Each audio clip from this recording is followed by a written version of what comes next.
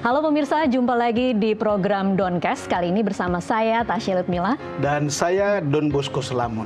Ya, untuk episode kali ini, Bang Don, kalau kita mau meng-highlight 4 bulan terakhir sejak bulan Mei, Juni, Juli, Agustus, September. Ya. Sudah 4 bulan ini kalau dalam hitungan berita sebenarnya sangat terasa lama ya, karena kita kan wartawan biasa melihat beberapa isu tuh. Betul. Berapa lama sih dia bisa bertahan? Biasanya tidak terlalu lama. Tidak terlalu Seminggu, lalu kemudian peaknya, lalu kemudian turun. Tetapi ini sudah 4 bulan. Sudah 4 bulan. Jadi ini artinya peristiwa ini sangat menyita perhatian publik. Dan itu terasa di YouTube kita ya? Terasa Bang di Don? YouTube kita, terasa komentar followersnya itu ramai sekali dan mereka involve betul dengan kasus itu. Iya. Kasus ini adalah kasus Vina, bukan? Benar sekali, kasus Vina yang hampir setiap hari dikawal oleh Nusantara TV. Betul. Kalau kita membandingkan dengan media-media lain, mungkin hanya kita yang masih bertahan mengawal kasus ini. Setiap hari breaking news untuk terakhir sidang PK 6 terpidana yang masih terus bergulir. Kita juga masih menyiarkannya hampir dari sejak pembukaan sampai sidang itu ditutup. Terutama karena kasus ini dalam perspektif editorial kita ada korban ketidakadilan. Korban ketidakadilan itu karena kesalahan hakim atau kekeliruan hakim memutuskan, atau karena kesalahan atau kesengajaan petugas menyiksa para terpidana, lalu kemudian mereka tercabut kemerdekaannya, lalu dipenjara seumur hidup. 8 orang, 7 orang seumur hidup, 1 karena di bawah umur 8 tahun. Jadi kalau lihat seperti ini soal tragedi kemanusiaan sebetulnya. Iya. Dan hari ini kita menghadirkan salah satu narasumber yang bukan narasumber tahun 2024, tetapi narasumber sejak 2016, Bang Don. Betul.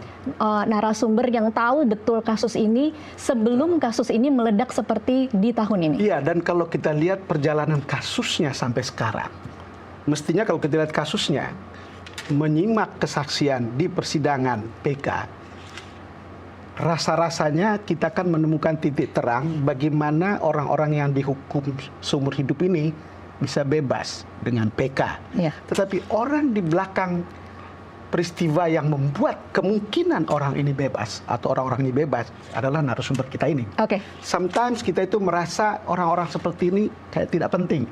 Bahkan mungkin kadang-kala Tasya itu merasa penting kan sebagai penyiar, kadang-kadang ya. Kadang-kadang Sama harus seperti diakui. perasaan saya sebagai pimpinan televisi kadang-kadang merasa penting. Ada orang lain juga yang di luar sana merasa penting banget dan menjadi punya jasa banget. Tapi orang ini tidak.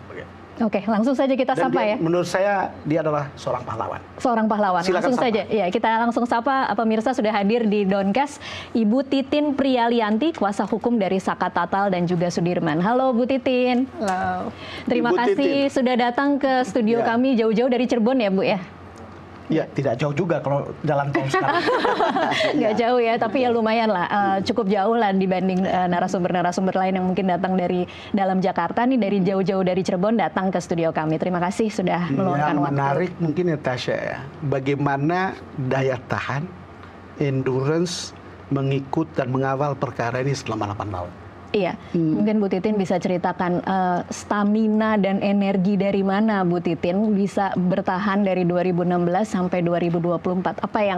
Apa yang mungkin Ibu Titin katakan pada diri sendiri untuk bisa terus bertahan mengawal kasus ini? Saya tuh ngelihat apa yang disampaikan Mbak tadi juga nggak nyaman, Mbak, karena saya tidak pernah berpikir yang Mbak sebutkan dan Bang sebutkan tadi. Nggak ada urusan saya dengan sebutan pahlawan, nggak ada. Saya cuma di 2016, saya tahu banget penderitaan 8 terpidana karena saya yang menyaksikan waktu itu. Bukan saja ketakutan mereka, tetapi ketakutan orang tuanya. Makanya saya tuh kalau misalnya disebut pahlawan nggak nyaman, saya nggak nyaman karena apa yang saya kerjain di 2016, saya merasa saya gagal. Itulah kenapa kesedihan itu terus ada gitu. Sebetulnya saya dari 2016 meyakini mereka itu tidak pernah melakukan perbuatan yang dituduhkan. Saya yakin betul. Dan saya sebetulnya karena keyakinan saya itulah, saya juga sempat melapor kemana-mana. Karena apa? Saya melihat penderitaan mereka. Walaupun sampai dari sejak mereka penangkapan, saya hanya berkomunikasi dengan orang tuanya. Saya tahu betul kesedihan orang tuanya luar biasa.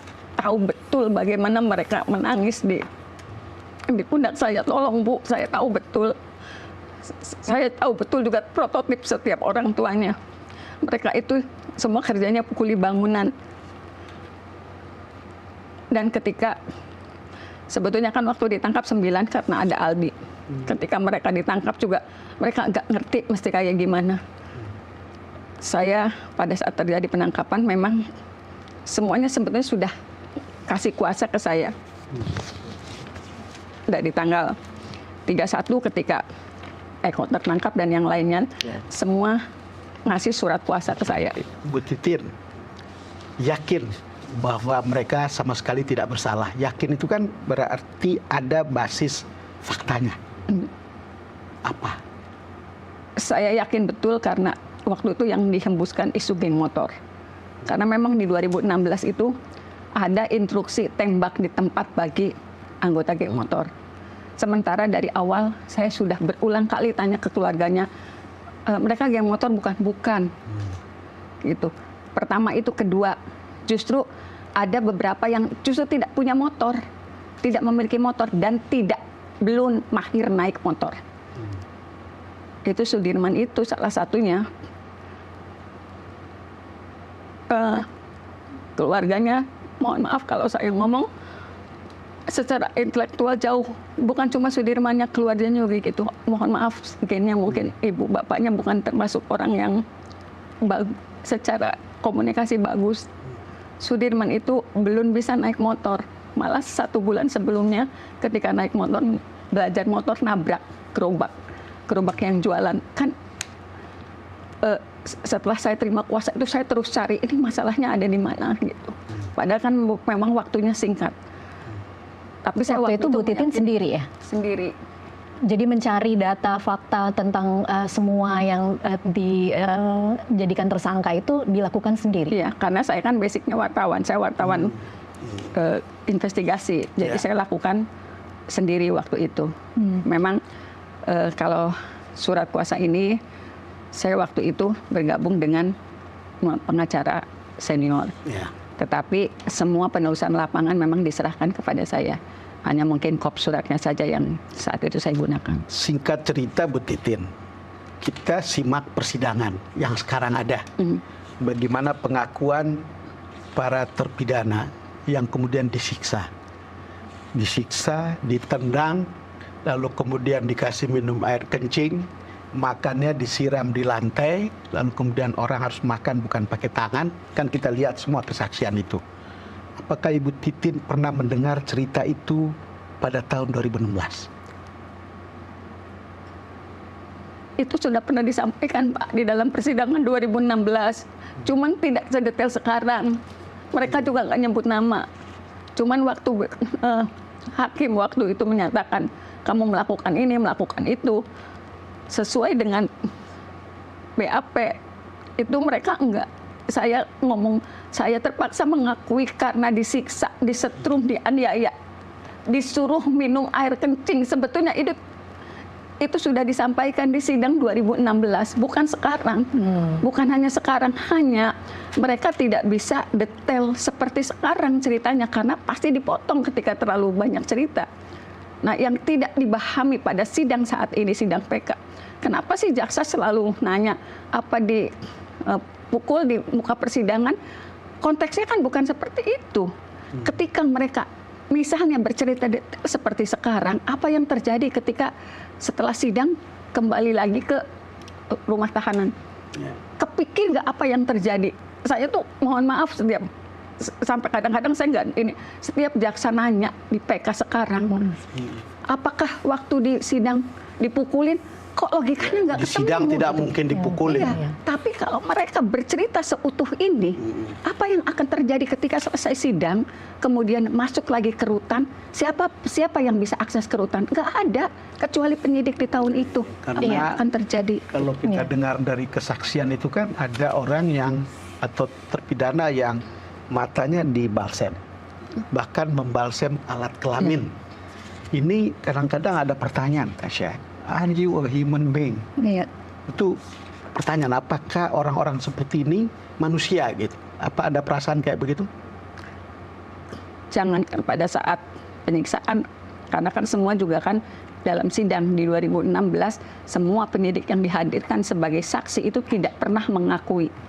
Tidak pernah mengakui telah melakukan penyiksaan. Tetapi saat penangkapan, kan saya juga waktu itu berusaha menggali. Sebetulnya waktu penangkapan seperti apa ceritanya? Ada salah satu penyidik, sebenarnya ada di dalam pledoi saya. Dia mengatakan saya nggak ngerti detailnya penangkapan itu seperti apa karena saya nggak fokus. Jawaban yang disampaikan yang melakukan penangkapan, mohon maaf, anak buahnya pelapor di muka sidang. Tetapi itu diterima oleh hakim jawaban seperti itu. Ini berarti nama-nama penyidik semua Bu Titin punya ya? Paham, ya. Karena ada kan para terpidana kan ketika ditanya kenal namanya, kan banyak yang tidak mengaku mengaku tidak kenal kan gitu kan. Tapi di dokumen Bu Titin semua ada. Ada. Oke, saya ingin kembali lagi ke hari ini Bu Titin. Ketika filmnya kemudian meledak dan kemudian itu semacam menjadi pintu jalan terbuka untuk kasus ini kembali menjadi sorotan.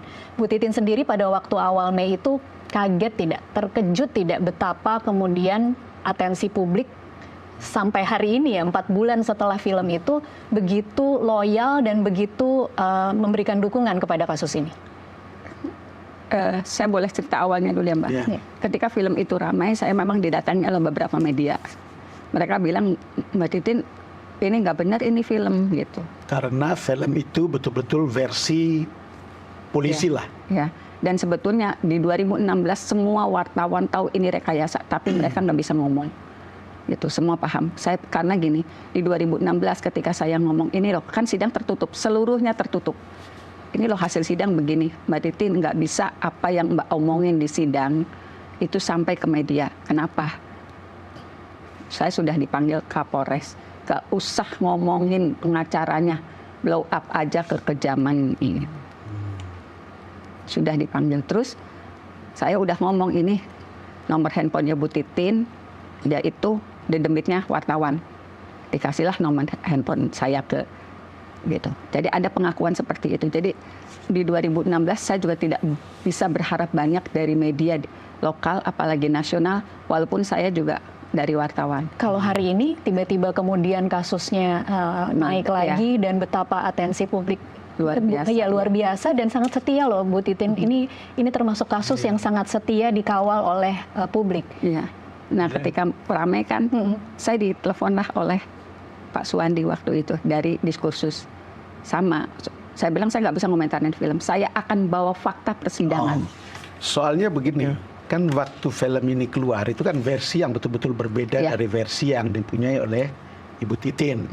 Dan pada saat awal kalau saya ikutin dokumen-dokumen untuk pemberitaan pada saat itu, Ibu Titin ini kan dibully kan? Itu menjadi public enemy. Dan sekarang berubah menjadi terbalik. Bu Titin tadi kita bicara ini menjadi pahlawan sebetulnya. Gitu. Ketika ada situasi yang terbalik seperti ini, bagaimana perasaan Ibu Titin? Saya kan udah ngomong saya nggak mau disebut seperti itu. Buat saya penderitaan 8 orang itu sangat luar biasa, Pak. Bang, sangat luar biasa. Jadi saya sendiri nggak pernah nyaman kalau saya disebut pahlawan, nggak nyaman. Walaupun sekarang misalnya dari zakat Natal gitu. Kadang-kadang kan dalam kondisi sekarang semua publik sudah paham ini ada rekayasa. Mereka misalnya ngasih bantuan, saya tetap sedih. Apa yang diberikan ke Saka itu nggak pernah bisa menggantikan kehilangan dia selama dia saya selalu nggak nyaman kalau saya selalu dibilang enggak, saya nggak nyaman. Makanya itu bukan tujuan saya, cuman saya berpikir 2016 itu gila, mereka menderita luar biasa itu.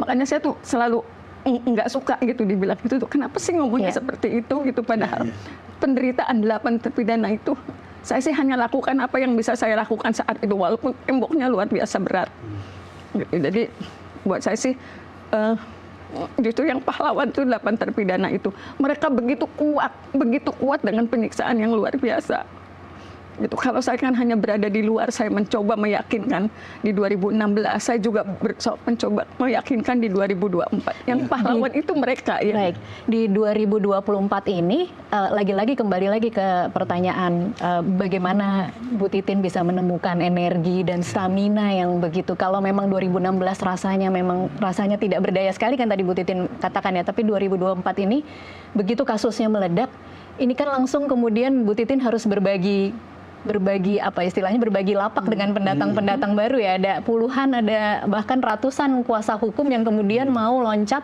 untuk menangani kasus ini. Perasaan Bu Titin seperti apa? Ya kalau saya sih perasaannya luar biasa bahagia. Sedikit pun saya tidak pernah berpikir buruk terhadap semua pengacara yang tergabung, enggak. Malah saya ingat betul waktu itu saya berkomunikasi dengan Pak Reza Indragiri. Ketika Pak Reza sudah paham berkas saya, satu hal yang Pak Reza sampaikan, Bu Titin nggak bisa Bu Titin jalan sendiri. Yang kita hadapi, yang Ibu hadapi itu kekuatan yang sangat besar. Butuh orang-orang besar yang bisa membuka ini semua. Karena itulah saya tidak pernah berpikir buruk pada siapapun. Mengagumkan sekali loh jawabannya. Buat saya membuat saya agak terhenyak karena saya tidak mengira bahwa Bu Titin semurni saya itu ya. Sangat genuine untuk merasa bahwa dia bukan pahlawan. Ya. Tetapi kan kita yang melihat perjalanan kasus ini, rasa-rasanya ya, secara editorial menurut saya kita layak menyebutnya seperti itu. Baik. Tidak akan ada kasus ini sampai di titik ini sekarang kalau tidak ada Bu Titin yang endurance-nya dan stamina-nya. Tanpa Ibu Titin tidak akan seperti ini. Dan tanpa Ibu Titin tidak akan ada titik terang kemungkinan 7 orang bisa dibebaskan. Kita masih akan bahas lagi nanti, tapi kita harus break dulu Bang Don. Nanti saya juga masih mau membahas apa yang membedakan kasus ini dengan kasus-kasus lain. Kalau kita lihat kan ada beberapa kasus yang setelah kasus Vina itu sempat bermunculan dan itu kemudian menjadi catatan betapa bobroknya oknum penegak hukum di Indonesia. Kita akan bahas nanti di segmen selanjutnya. Pemirsa tetaplah bersama Doncast.